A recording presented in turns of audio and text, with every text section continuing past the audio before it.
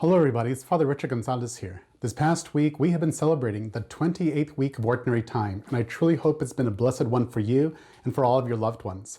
Throughout this week, in the context of the celebration of the Mass, specifically the Gospel passages, we have actually been we've been prayerfully reviewing the Gospel of Luke chapter 11, the midsection of Luke chapter 11, going all the way over to Luke chapter 12.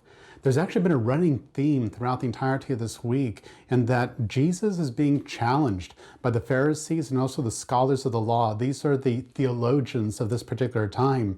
They have questions, serious questions that are being posed over to Jesus regarding not just his interpretation, but also his activity, how he has been abiding, how he's been following these laws that are truly an integral part not only of their faith, the ancient Judaic faith, but also of their daily lives. So before we delve just a little bit deeper, into this topic, just one more thing.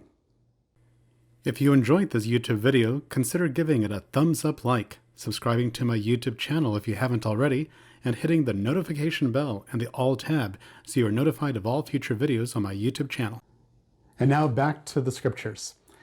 As we saw in the major part of this week, of this past week, that how Jesus was being challenged by those in authority, by the Pharisees and also by the scholars of the law, the theologians, not exactly per his interpretation of the law, which is an integral part of the Jewish faith, the ancient Jewish faith, and also their daily activities. Not necessarily his interpretation or the quote-unquote misinterpretation, but regarding his activities in following these laws. So as we see Jesus again, he's not interpreting, if you will, the law, he's living it out. He's living out the values. He's living out the integrity. He's living out the word of the law of God in his daily activities, not just at temple, but everywhere. And hopefully this is also an example of which we are also following in our daily lives.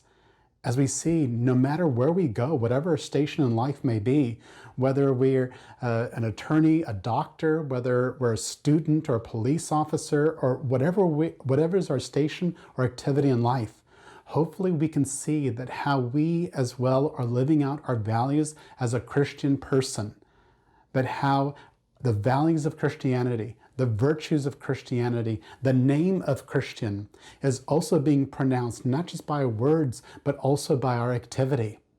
It reminds me, and I'm just paraphrasing right here, it truly reminds me of this quote from Pope Benedict, Pope Emeritus Benedict XVI, when he had this wonderful Mass back in 2005 for a large group of bishops.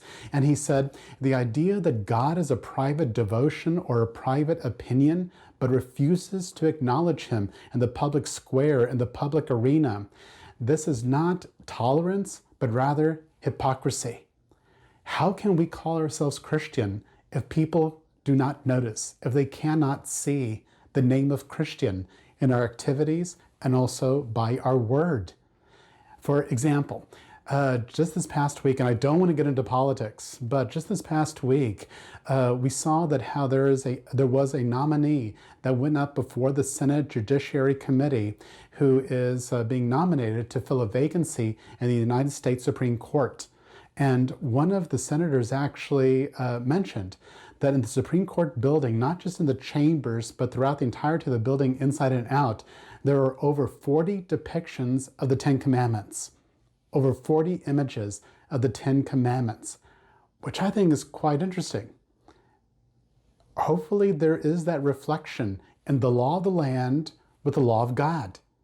Hopefully there is that reflection as we see these great laws that were passed down to us, and how hopefully we are also living out the values, the integrity of these laws within our daily lives, especially when it comes to dignity, the dignity of the individual, the dignity and the respect for human life, to have peace within our community, to have peace within our nation, and everything else that follows. Hopefully, again, the law of the land is a reflection of the law of God. And likewise, hopefully, our very lives are also a reflection when it comes to fulfilling the need of another person, to fulfilling the need of an injustice that is taking place. It is our duty to call it out.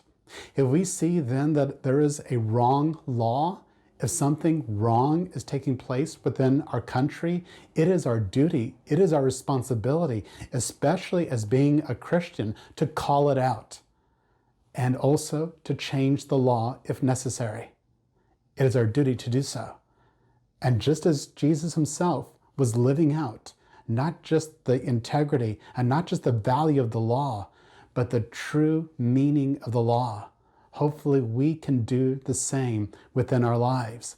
Because after all, he is the Word incarnate, the Word who became flesh, the law that became flesh.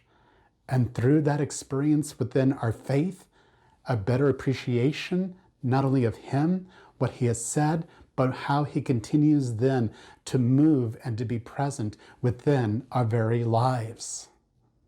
And through that experience, may God continue to bless you today, tomorrow, and always. And I'll see you real soon.